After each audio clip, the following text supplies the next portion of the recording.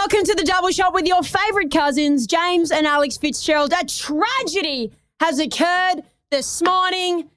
The Double Shot coffee that I hold in my hand to go along with the Double Shot podcast has been burnt. The milk has been burnt. Oh, no. I can't go on. Question, only one for the day or is it your second?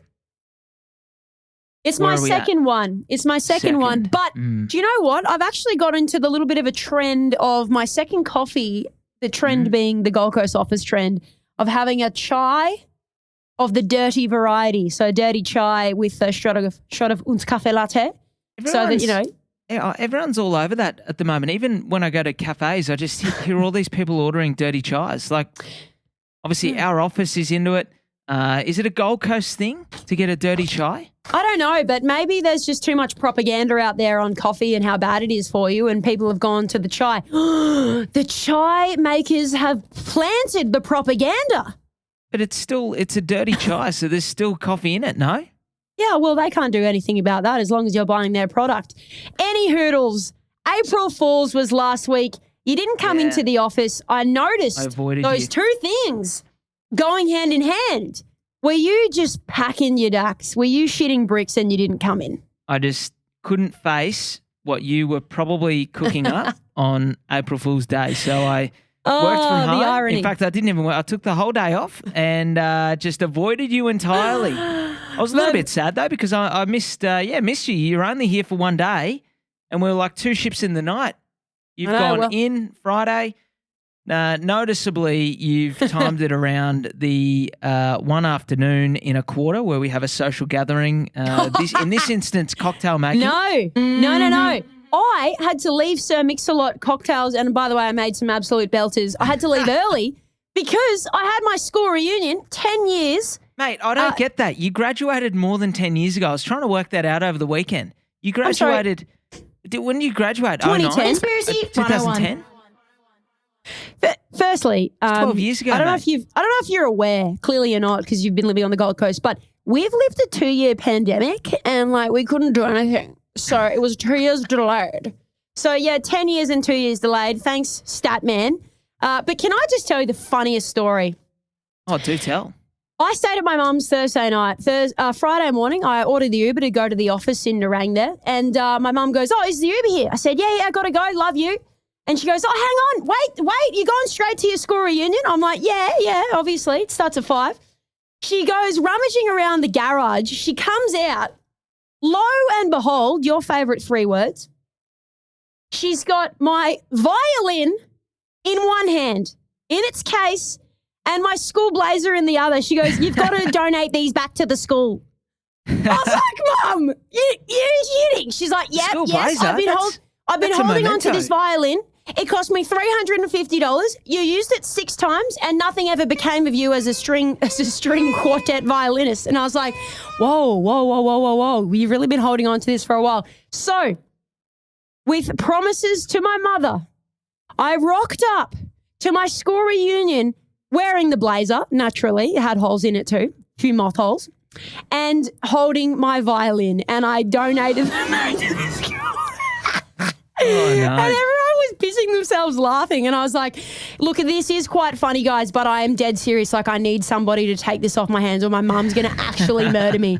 So we did a 2-second presentation whereby I shook Mr. Barsley's hand, who's the violin teacher. Little ceremony, shook his hand, gave him it back over, took some photos, sent him to Mum. I said, "Not my problem anymore." So that was my April Fool's Day. No jokes. Oh my God, my mum played the joke on me, but I saw it through. Ooh. Oh, that's some Inception type stuff right there. Is Nick clapping? I don't know. There was a very slow clap. I think it's come from Nick or it's a sound effect. I've no idea, but good on you, Mum. Tip top's the one. Anyway, let's talk about your fun facts.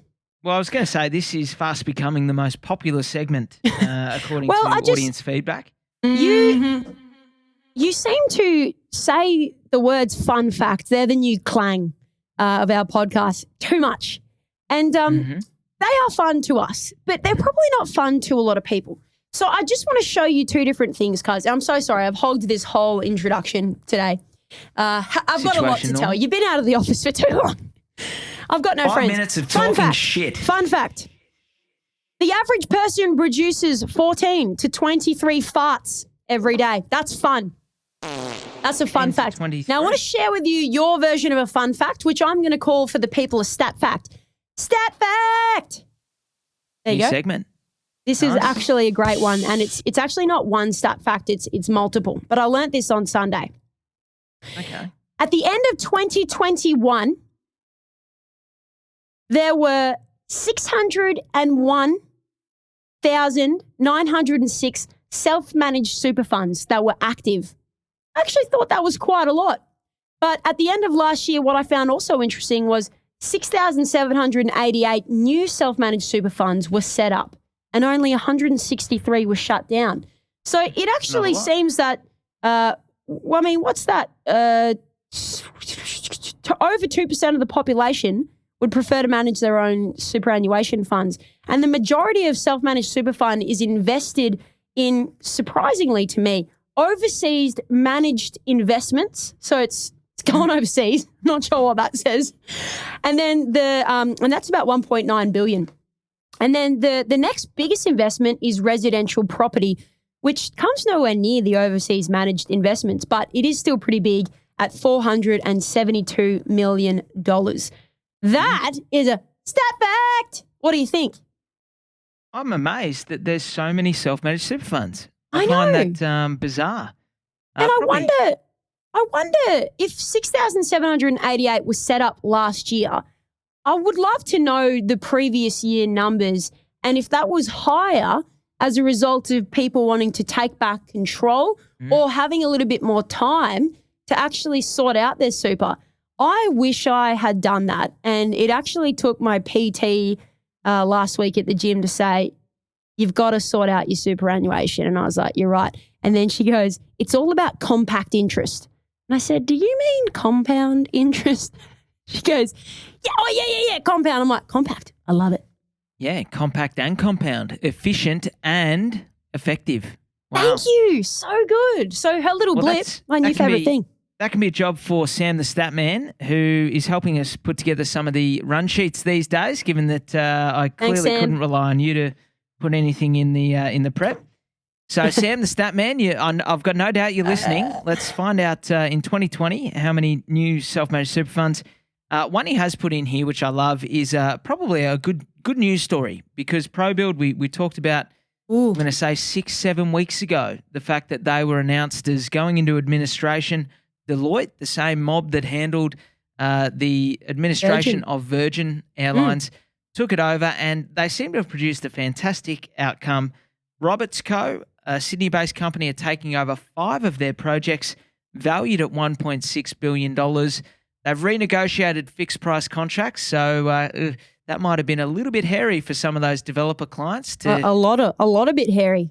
A lot of bit hairy. The fantastic part of this is, though, that 152 of the ProBuild employees are going to be offered new contracts with Roberts Co., which is a fantastic outcome for those individuals. Amazing story. And just to remind the people, ProBuild was, or maybe still is, touching on that, the biggest builder in Australia. So that was of, top 3. I guess, big concern. And I guess that's why we've been following it so closely. You know, we want to see what happens there and how they're bailed out. Now, a funny little thing that happened this week, because, and funny but also just like stupid. I did see this. Bad look. Mate, you know how you always give me shit and you say you're out of touch with the common man because, you know, I might go on 1 or 2 more holidays than the common man per year. And I say you're out of touch with the common man because you drive a Tesla and you don't even know how much the fuel is. We will get to that in a moment. But out of touch with the common man and just plainly stupid, really, this move. Vladimir Putin, seriously, out of touch, comes out on the weekend to speak to Russia, the Russians, about hailing the invasion of Ukraine. And he's wearing a jacket, a puffer jacket, obviously Russia, cold place, that costs 18,000 AUD, Australian dollars. Now, That is a lot. Ooh. Yeah, it's a lot. It's ridiculous. And just get this right. The average wage in Russia in Australian dollars is $11,015. He is wearing nearly 1.5 times, what is that, a little bit more than the average wage in Russia, Nearly just double. on his jacket. Yeah. What a knob. What a knob. What are you Absolute getting, facepalm. what are you getting for $18,000 in a jacket? What is it, like bulletproof? Well, I mean, it is Vladimir Putin, so it may have to be bulletproof, yes. Bulletproof and weatherproof? It's got to be at least weatherproof. Surely you can wear it in the rain. At the very least, it's an all-weather jacket. You might have actually found the reason it's so expensive. It's bulletproof, but it's probably, geese from the rare Antarctic. But anyway, he's out of touch with the common man. But you, sir, are not going to remain out of touch with the common man who's filling up his car, getting gas as a Tesla owner does, because you're about to get lugged with electricity inflation. What's going to hurt me? It's going to hurt everyone, though, because electricity prices are seemingly going to go up by a fair bit, much more than inflation, which is 8 or 9% today. And my neck of the woods, Queensland, unfortunately, the poorest performer. So a study has been done by the University of Melbourne, your folk down there, and they've looked at the wholesale cost of electricity. So what it costs for the middleman. So before you get to like an AGL, who might be who you've got your contract with as a consumer, like I do. Origin, for those down south, Origin, whoever. The middleman has copped an increase of between 68 and nearly 300% year on year. And that 300% is sitting in Queensland. Ouch, my backyard. It is the most dependent of all states on coal for its electricity generation. That's a big reason for it. We've obviously had some bad weather events with the floods and whatnot. In addition to that, we had the Khalid generator apparently go down in a fire. So we've had we're going to see a significant increase, potentially up to double by the sounds of it, to our cost of electricity. At the other end of the equation, Adelaide, best performer, only 68%, because apparently they are the best positioned state for renewable energies, which is much more cost effective. Yeah, how amazing is that? Look, I don't know a whole lot about it. I'll put that out there, but I do know that SA are strong, very bullish on the renewables. Hydro, they're really bullish on. So kind of makes a little bit of sense there.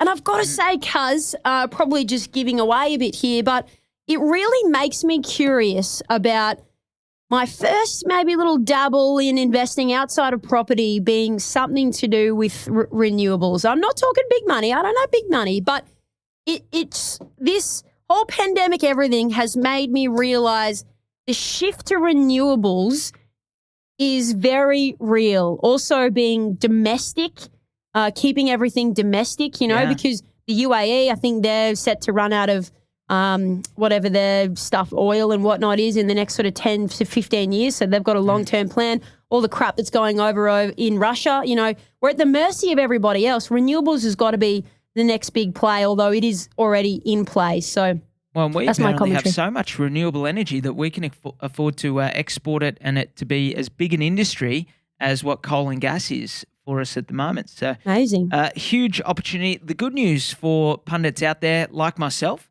is that it's not going to hit till the second half of the year. So turn all your humidifiers, your ACs, whatever you're running at home that's going to drive up your electricity bill, get it in the first half of the year, me says. Right. I want to talk about another one here, the common man, and perhaps not. Hey, watch what you say. I'm a renter, buddy. Watch what you say. Well, no, I was going to say perhaps not as significant as the increase to fuel, but not far behind is the increase that has occurred to rents around Australia. Yeah. And it's off the back of a record low vacancy rate just yesterday. In fact, it was Domain who came out and said the national vacancy rate has hit 1% throughout Australia. It is as low as 0.2% in Adelaide, and the easiest market to get a rental is Melbourne at 1.8%, which is still significantly less than the 3% that they sort of deem to be a balanced market. It has resulted in similar numbers coming out of SQM, a research firm who said rents across Australia up by 15% in the past 12 months. So that surely is something that is hitting most people, a lot of people in Australia today. You want to talk about, though, an opportunity, don't you? I do. Because no one has said anything, but I mean, as investors in the property sector, of course, we look at rising rents and we go, geez, that's great for us. It is a landlord's market, but that's not everywhere. There are also markets that are deemed renters markets where the renters can flip the script, turn the tables, if you will, on the landlords.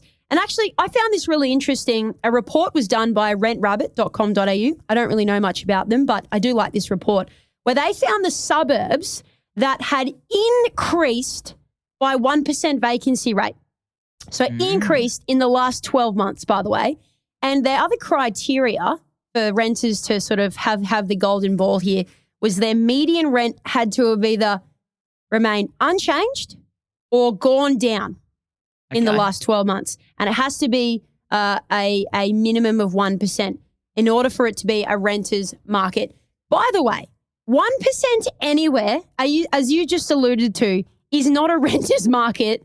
1% is half of the balanced market. A balanced market, which we would always work our numbers off, is 2.5%. So them using 1% shows nationally it's hard to find a rental. But here are some suburbs, and this is for the people who are renters. Like myself, I am lucky though. I'm in a long-term rental. But in Victoria, New South Wales and ACT, there are suburbs on the list that are renters market, which you may be able to have a bit of control. But every other state, nowhere fit this criteria. So Brisbane, Perth, Adelaide, Hobart, Darwin. Sorry, but you're in a hot place. You're in a hot place. Hot. Not a single suburb in those areas. Apparently not. Do I read the T's and C's? Absolutely not. Absolutely not. Hold on, you're telling us only 3 weeks ago that you've been sifting through government economics reports. Yeah, that's not T's and C's. That's relevant to my investments. Anyway, suburbs that had a rental vacancy rate of at least 1% and they basically had remained unchanged. No, at least 2% it says. Oh, sorry, 2%. And the rates increased by 1%. My bad. Hopefully everyone understands that. If they don't, write to us. Complain. I love it. I'd love to hear from you. In Victoria, we've got Derrimut, Mount Dunedin, Kingsville, Coolaroo. Over in New South Wales, West Pymble, Girraween, Heckenberg. ACT, we've got Campbell and Hughes. Now, they're just some, but these are like the housing suburbs.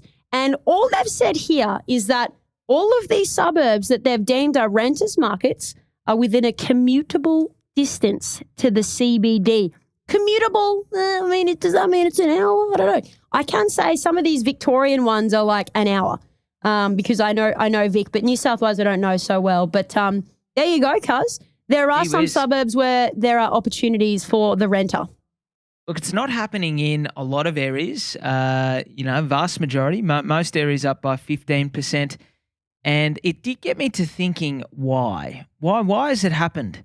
And the only conclusion I can make is something that we referred to maybe 3 weeks ago now. The fact that so many owner-occupiers have been buying houses that were previously investment properties.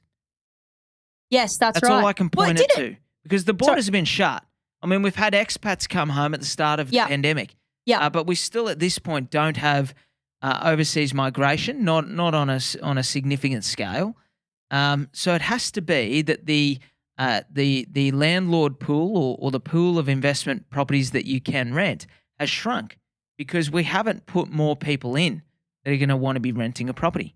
It can be the only conclusion or reason behind such a significant change in the space of nearly 18, 24 months, because at the start of the pandemic, we were at about a 2.3% vacancy rate.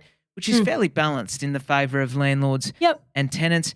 We're now at 1%, and it's happened very quickly without international borders being open. Yeah. Sorry, lastly on the rent, cuz we've gone rent nuts. We've gone rent nuts in this segment here, but there are predictions to rentals and the percentage that they are going to rise by. So it is going to get tighter. And I'll talk to that more in a second. But basically, they've looked at the predictions from now to the end of 2022. And it's going to rise in every capital city. That's the only way that I can really summarize that. And this is Core Logic and the Reserve Bank, by the Yes, that's right, the Reserve Bank. Reputable sources. I'm learning that word and I'm just so proud of myself. The lowest predicted percentage increase will be Perth, but it's still going to get an increase of 3% between now and the end of the year. So it's pretty good based on what we've already had. But still growth nonetheless. And then pretty much Sydney and Melbourne, 4% rental increase between now and the end of the year. And Brisbane and Adelaide, a 5% rental increase. Now, one disclosure is that is mostly on houses. Units also predicted to increase on an average of about 4% across those 5 capital cities as well. Now, you ask yourself, how and why? Because we're building all these houses. Surely we've got a bazillion rentals to go into. Alas, it is a good thought. But you haven't considered something, people. Not you, cuz. You probably consider this. The migration numbers coming back. We talk about it a lot. So if you are a frequent listener, you're probably like, I already knew this, Alex. But since November the 1st last year, we've had 1 million people come back into Australia. So entering our lovely shores. But the migration returning numbers are staggering. Now, I'll just go through, I guess, the financial years. 21 to 22. Is that right now, cuz? That is right now, yeah. So that'll be by June this year. Who am I? Where am I? 41,000. Next year, 22 to 23, 180,000 migrants. Get this, though. We're going to do a lot more than that. In 2023 to 2024, we're going to hit the twos, 213,000. And then in 2024, 2025, 235,000 will come into our shores in Australia. So, I mean, damn. By 2025, net migration levels are expected to hit those pre-pandemic numbers, which is about that 235,000. So we're in for a ride. And I guess it emphasizes the fact we do need all these homes that we're building. And we also need all these people to fill desperately the high job vacancies that we have around the country. Correct. And to maybe paint it in a bit of practical context for people. Paint it for us, Picasso. If there's more than 200,000 overseas migrants coming into the country, we're going to need somewhere in the order of 80,000, maybe even 90,000 new dwellings to be built to cater for that. We built 70,000 since the pandemic started for investment purposes only, and we're sitting at 1% vacancy rate. So the government's going to have to do something to unlock a bit of supply. Otherwise, it's hard to see that equation for tenants getting any better at this stage. Crazy, but numbers that we love to follow. I probably should have mentioned this before because we've been talking about rents and, of course, how bringing in migrants is necessary to fill these jobs and job vacancies. It's really funny. I was driving with my mum. She was driving me to the airport on Sunday and she goes, all these cafes, they can't employ anyone. There's just no one here. And she goes, and yet our unemployment is like nearly 4%. How does that work? And I was like, whoa, wait, what? Yeah. All over it. I was like, no, what? What, Mum? Wait, what? I was like, no, that's the point. Everyone's got jobs, bar 4% of the population. So we're all employed and there's not that many people looking for jobs. Hence, we've got high job vacancies. But it occurred to me, my mum's confusion, and she's a smart lady, but it just as her confusion, and you and I talk about this all the time, has occurred to me that maybe we should explain what job vacancies are and I guess why our unemployment is so low. So me explaining just then. Hopefully that clears it up a little bit. But anyway, Yes. a job vacancies, Kaz, are at an all-time high of about 400,000. And we've all been to cafes mostly or restaurants, as those hospitalities and yes, a bit of retail that really looking for people to work there. So interestingly, almost a quarter of all businesses are looking for staff. Their job vacancies are at 7%. So looking for people to work. Nobody else is looking. They've got jobs. They've locked it down. And that's happened in the last 3 months to February. So that's about 75% of the jobless rate. Correct. Staggering numbers. So you can imagine that migration that they've forecast in the budget for the next 5 years is hopefully going to ease a bit of stress on these businesses that are looking for people and plug some holes there. Well, if you think about it this way too, there's 25 million Australians, give or take. Mm-hmm. Of the 25 million, roughly 12 million can work. We've got about 11.6 or 11.5 million who are employed. That's how they get the 4%. Whatever it is today, 3.9, 3.8%. Sorry, I just said 4 because I don't know exactly, but I imagine it's floating around that 4. Correct. If you think about it though, that means there's only maybe 400,000 people looking for a job. There's 423,000 vacant jobs today. So you'd need all of the people who are looking for a job to match the jobs exactly that are being advertised. Yes, and that's too. Not including the fact that, unfortunately, as much as you might like to try to think otherwise, there is a certain proportion of the population that are not actually looking for a job. They don't want a job, and that's just the reality. You're kidding.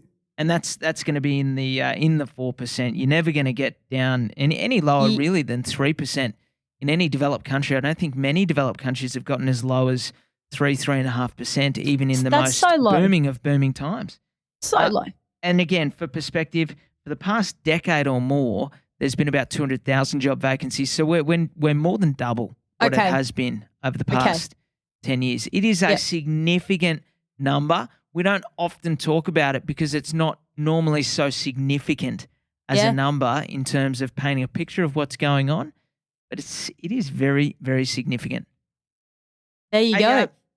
Geez, we've packed a lot into this podcast, haven't we? It's hard to believe. It is time to wrap it up. We try and keep these under 30 minutes, and we haven't even got to house prices. You can't wrap it up without giving us the house price data, Cuzzy. I mean, people probably think we've made up Sammy the stats man, but he does indeed exist, the great man. So you've got to give him some airtime here. We've mentioned you a few times, Sammy, but you can't not give us the house price data for the great man.